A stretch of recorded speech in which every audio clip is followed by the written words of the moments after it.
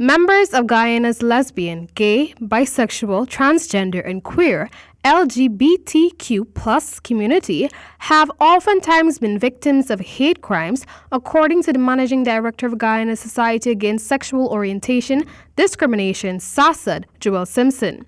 This violence experience, he posited, is due to their sexuality or gender identity. In the last year, I think we've really seen increasingly more hate crimes.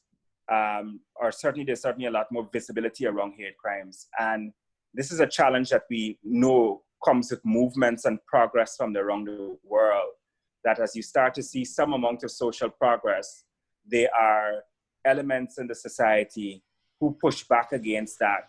So you have the bigots and the homophobes and so on, who don't want to see Guyana advance to accept everyone for who they are. In 2018, Simpson stated that there were 73 documented cases of physical violence against sexual and gender minorities in Guyana, while in 2019, there was 83 cases, an increase by 10. Simpson stated that while a number of reports have been made in 2020, a comparative analysis of 2018 and 2019 has not been conducted to date. In a Zoom interview with this newscast, Simpson called for a better protection of members of the LGBTQ plus community in Guyana.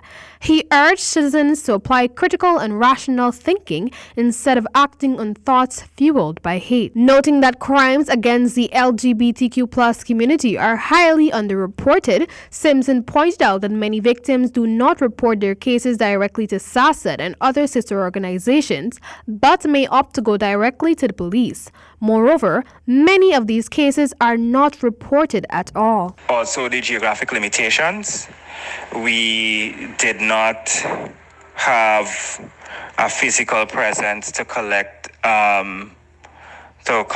reports from regions outside of 3, 4, 5, and 6. So I think those are the 4 regions we cover with us and the partners. So we don't have anything for region 2, regions 1, 2, 7, 8, 9, and 10. The figures provided are limited to regions 3, 4, 5, and 6, since there are no other LGBTQ plus organizations to offer assistance to members of the queer community living in the various hinterland regions, Simpson said. Meanwhile, while a reasonably good relationship exists between SASOD and the Guyana Police Force, Simpson expressed the need for an effective system to be implemented that would hold officers accountable for not acting on reports made by members of the queer community. Where police and other state actors feel in their duty to fulfill their mission and their duties and obligations under the law, there must be strong systems to hold them accountable.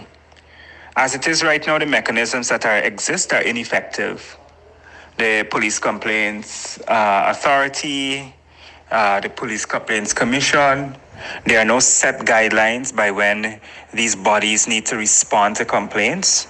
So if something happens to you in the know and you write to one of these bodies, you're not looking just for an acknowledgement of your complaint 3 months later. For the HDP Nightly News, Amel Griffith.